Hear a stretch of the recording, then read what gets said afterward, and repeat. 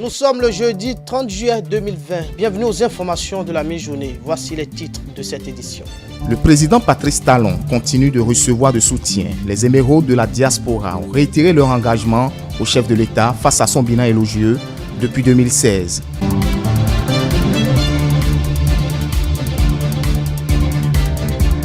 Demain vendredi 31 juillet 2020, des moutons seront immolés par les musulmans. C'est la Tabaski. Retour dans cette édition sur l'historique de cette fête.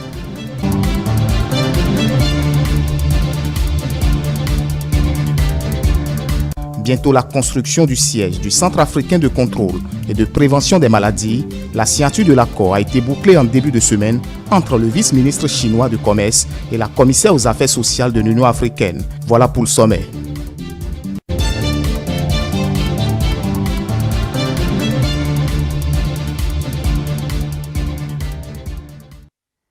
Merci de nous préférer pour vous informer. Réunis en Conseil des ministres ce mercredi 29 juillet 2020, les membres du gouvernement ont pris d'importantes décisions. Il s'agit entre autres des mesures complémentaires de soutien aux entreprises d'exploitation agricole et aux micro, petites et moyennes entreprises dans le cadre de l'atténuation des effets socio-économiques de la pandémie du coronavirus. Le Conseil des ministres s'est également penché sur la reprise des classes pour les écoliers du primaire dans un contexte particulier. Enfin, une nomination a été prononcée au ministère des Affaires étrangères. Il s'agit de la promotion de M. Euseb Agbangla comme ambassadeur extraordinaire et plénipotentiaire du Bénin près la République française. Plus de détails dans nos prochaines éditions. On poursuit ce journal. Conférence de presse ce mercredi 29 juillet 2020 de la Fondation Malherosou. Les membres de l'association ont salué les prouesses du président Patrice Talon. Lesquelles prouesses sont celles relatives à l'organisation sans faille des élections, au bon déroulement du programme d'action du gouvernement et aux dernières performances enregistrées par le Bénin. Le reportage est sur les images de Jean-Marie Kedolo. Les prouesses réalisées par le gouvernement ne laissent indifférents les membres de la Fondation Malherosou qui viennent à travers cette sortie médiatique saluer le président Patrice Talon pour son leadership et sa vision de développement. Si vous n'encouragez pas celui qui travaille, il est difficile qu'il continue. Le premier point sur lequel s'est penchée la Fondation Malherosou est la tenue à bonne date des élections communales et municipales, suivie de l'installation en toute quiétude des conseillers communaux sur toute l'étendue du territoire national. Ça a failli dégénérer, mais l'intelligence et l'habileté nécessaires connues pour cet homme, ça nous a permis de dépasser et de transcender les phases de commérage et des dangers publics qu'on aurait pu enregistrer. Cela ne s'arrête pas là.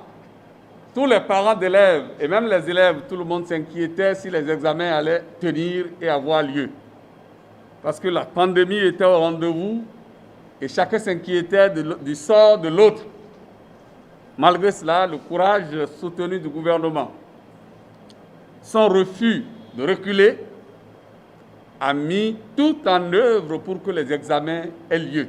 La mise en œuvre du programme d'action du gouvernement, notamment le bon déroulement du projet asphaltage et les performances économiques réalisées par le Bénin, n'ont pas été occultées. Ce sont pour eux des actes qui témoignent de l'efficacité du travail qu'abat le président Patrice Talon.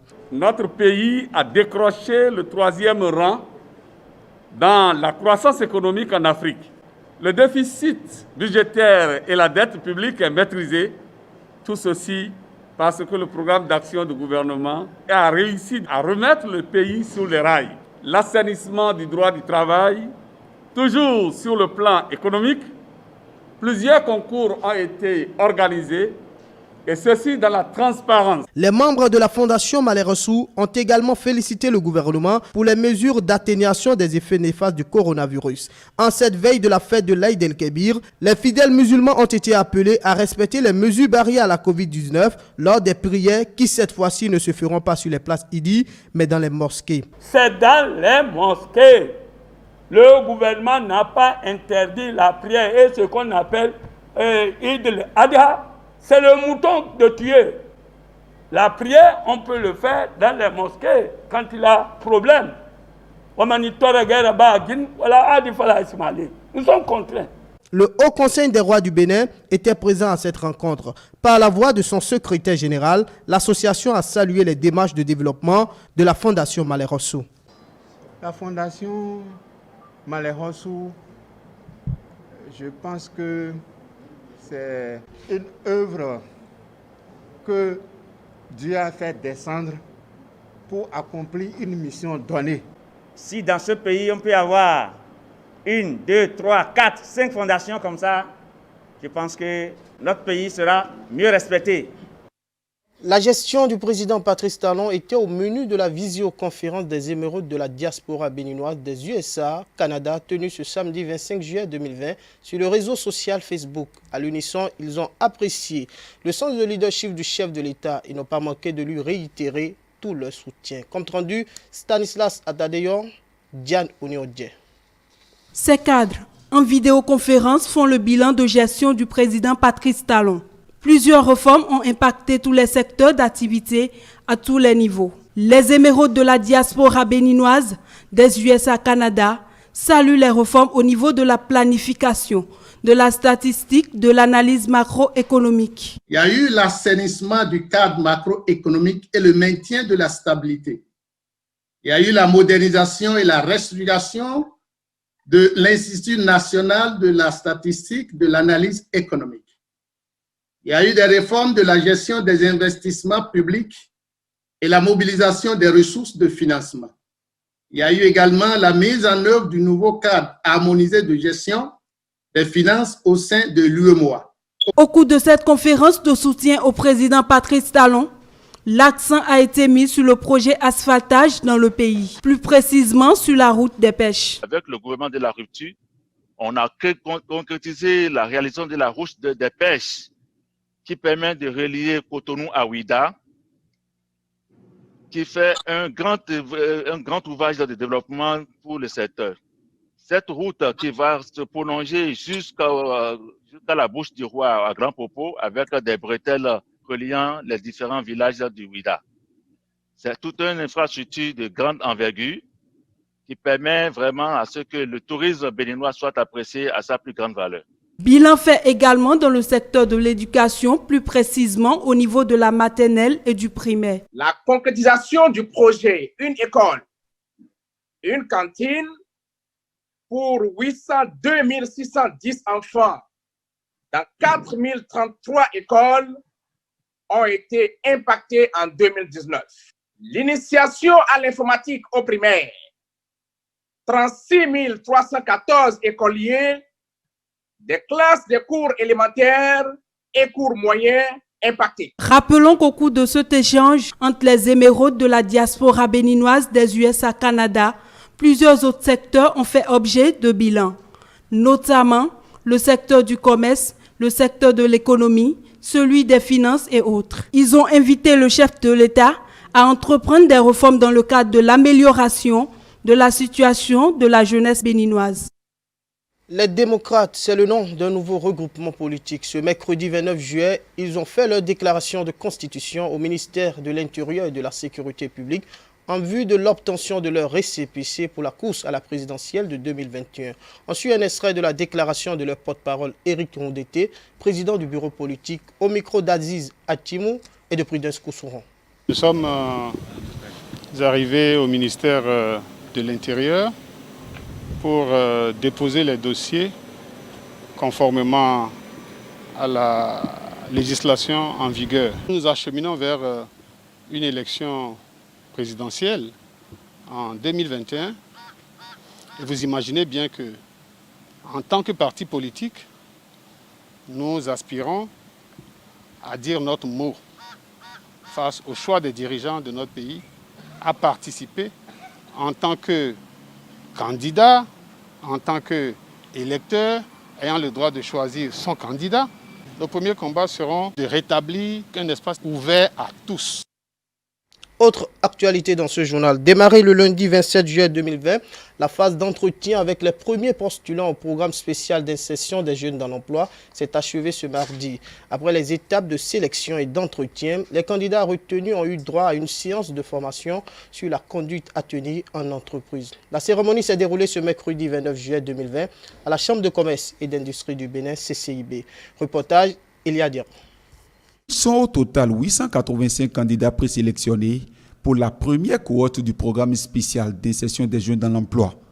Après les étapes d'évaluation, Les participants bénéficient d'une formation sur les comportements adoptés une fois en entreprise. Avant d'envoyer les meilleurs en entreprise, il faut qu'ils sachent comment se comporter, quel rôle ils doivent jouer, un certain nombre de principes que beaucoup ne connaissent pas, surtout s'ils n'ont jamais travaillé. Le thème, c'est familiarisation à la vie professionnelle de l'entreprise, la vie professionnelle dans l'entreprise. Une entreprise n'est pas un domicile. La familiarité n'est pas la même chose au travail qu'au niveau de l'entreprise. Alors, par rapport à ça, les deux sous-thèmes découlant de ce thème-là, il y a d'abord quels sont les comportements attendus en termes de déontologie, en termes d'éthique, en termes de qualité personnelle. Et le deuxième thème, quelles sont les techniques actives pour rechercher un emploi. Une chose est d'avoir de bons comportements, mais comme ils n'ont pas encore fini le processus de sélection, quand ils vont se retrouver devant les employeurs, comment on se présente, comment on peut faire une bonne impression, comment présenter son CV. Vous voyez bien, donc ce sont des éléments clés que généralement les gens n'apprennent pas à l'école et qu'il est bon de donner aux jeunes pour qu'ils soient préparés. Conviés à cette tâche, des experts en ressources humaines et par ailleurs patrons d'entreprise se sont adressés aux candidats en présentiel et par visioconférence sur les principes d'éthique et de la déontologie qui caractérisent les entreprises.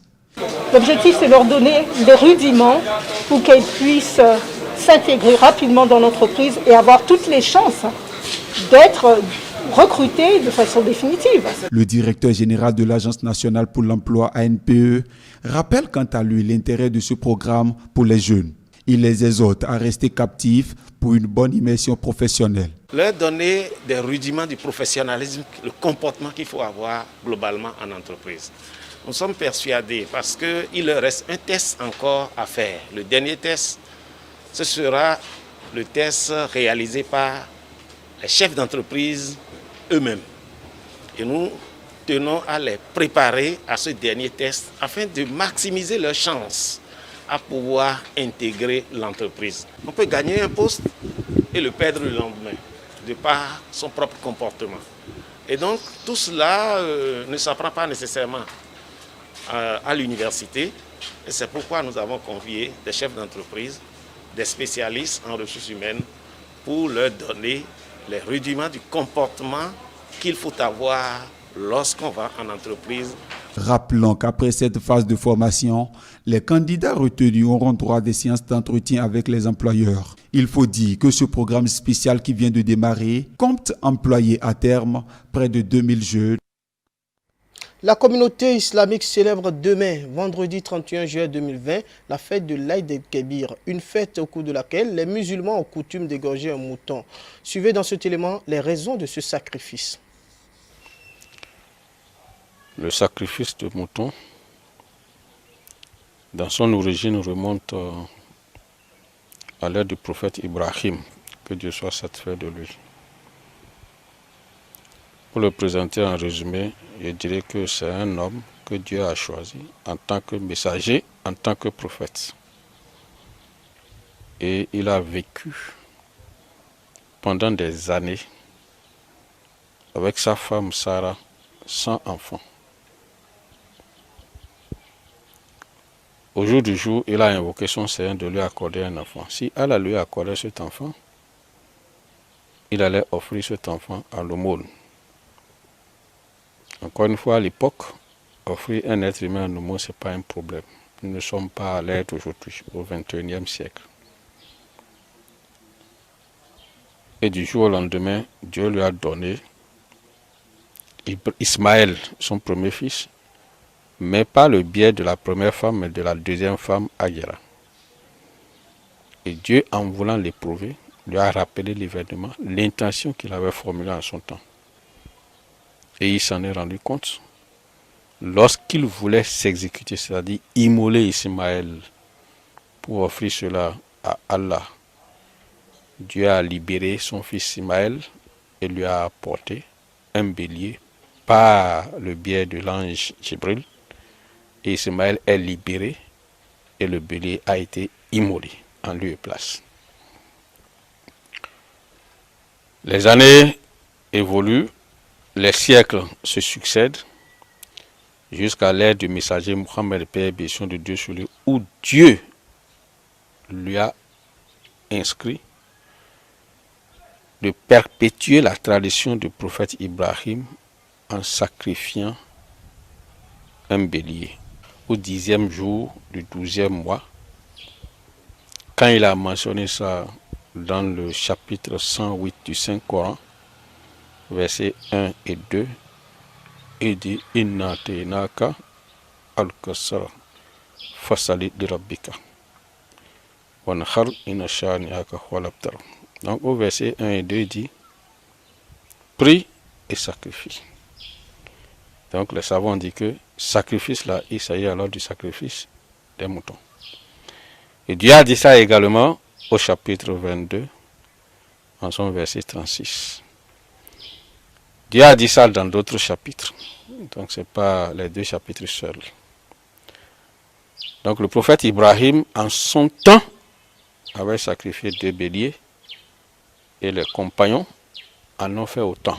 Donc nous aujourd'hui, nous sommes en train de suivre la sunna du prophète Mohammed, paix et bénédiction de Dieu sur lui, et de perpétuer la tradition du prophète Ibrahim. En cette veille de la célébration de l'Aïd el-Kébir, les musulmans s'activent à se procurer les moutons en vue d'honorer le geste prescrit par le Saint-Coran. Une équipe de notre rédaction est allée faire le constat de l'ambiance dans quelques marchés de vente. Romaric Dossa, pour le compte-rendu. En cette veille de l'Aïd el-Kébir, c'est le visage que présente le marché de la vente des bêtes à Zongo. Comme à Vaudier, à Cotonou, affluence sur les marchés. Chacun s'attelle à acheter son mouton afin d'honorer le commandement du prophète Ibrahim le jour de l'Aïd el-Kébir. Je suis venu ici pour acheter des moutons pour la fête de la Tabaski. Le prix des moutons est élevé actuellement, mais on va essayer quand même de se faire à cela. Les moutons de 60 000, 70 000, aujourd'hui c'est 120 000, 130 000. Ça ne donne même pas en marge de notre sacrifice. Lorsque la personne a les moyens de le faire, qu'il le fasse. Ça c'est une bénédiction et les récompenses en réalité qui découlent de cela. C'est quelque chose qui est important. Si Dieu même n'est pas sauvé, c'est notre fils qu'on va donner sacrifice. Dieu a fait que le mouton est là, on va économiser pour pouvoir faire ça. Ça c'est obligatoire parce que quand tu donnes les moutons là, les demain, les jours de jugement, les moutons viennent sauver l'homme comme un avion. Sur le plan des achats, nous pouvons nous intéresser sur le type de mouton à immoler. Selon le Saint-Coran, des critères sont fixés sur le choix des bêtes. Ça doit être joli, ça doit être bon, parce que c'est un cadeau, c'est que vous pourrez présenter devant Allah. Pour cela que l'Islam a dit qu'un animal qui est handicapé, ou bien malade, ou bien il est amaigri, sa santé n'est pas bonne. Donc nous ne pouvons pas éroger, surtout pour l'occasion de Eid al-Adha, ce qu'on dit tabaski. L'Islam nous a dit les moutons, si son âge est 1 an, c'est prêt pour tabaski qu'on peut immoler. Le bœuf, plus de 2 ans. Si quelqu'un voulait égorger un chameau, donc son âge c'est 5 ans. La fête de la Tabaski donne lieu à un moment de partage. Elle prétexte à exprimer l'unité familiale et à réunir tout le monde. Ça se partage et les érudits ont exhorté à ce que le partage se fasse en 3 parties. Une partie pour soi-même, la deuxième partie pour les proches, les amis et la troisième partie c'est pour les démunis, les pauvres. Et là, il faut mettre l'accent.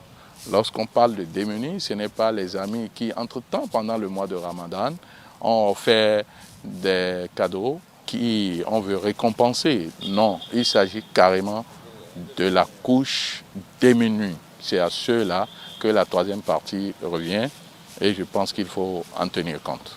Le sacrifice des moutons suit la grande prière collective. Il est aussi permis d'égorger les moutons après la prière faite sur la place de Eid, le 2e jour et même le 3e jour. Selon les leaders religieux islamiques, ce n'est pas une obligation, mais une nécessité si nous en avons les moyens. Un dernier élément pour mettre fin à ce journal de la mi-journée. Signature de l'accord pour le lancement de la première phase de construction du siège du Centre africain de contrôle et de prévention des maladies ce lundi 27 juillet 2020. Cette signature s'est tenue par visioconférence entre le vice-ministre chinois du commerce et la commissaire aux affaires sociales de l'Union africaine. Reportage de nos confrères de CCTV+. L'accord pour le démarrage de la première phase de construction du siège du Centre africain de contrôle et de prévention des maladies a été signé lundi à Addis Abeba. Le vice-ministre chinois du commerce, Tian Keming, et la commissaire aux affaires sociales de l'UA, Amira El Fadil, ont signé l'accord lors de la cérémonie tenue par vidéoconférence.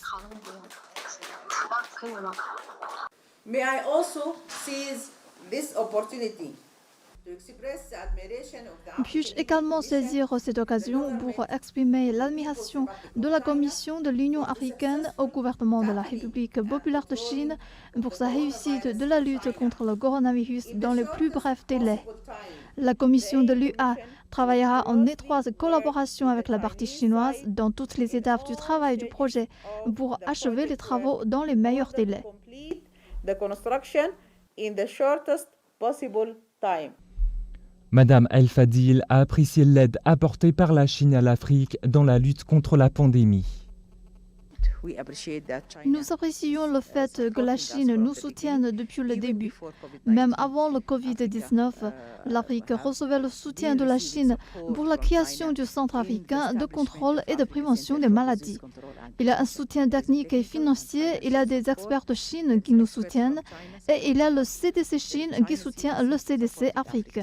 Nous apprécions donc beaucoup la solidarité entre la Chine et l'Afrique et nous souhaitons que cette solidarité se poursuive. Le chantier auquel participe la Chine est situé à Addis Abeba, capitale de l'Éthiopie, et couvre une superficie de 23 284 m². C'était le journal de la rédaction. Merci de l'avoir suivi. La prochaine édition du journal présenté, c'est 19h30. À bientôt.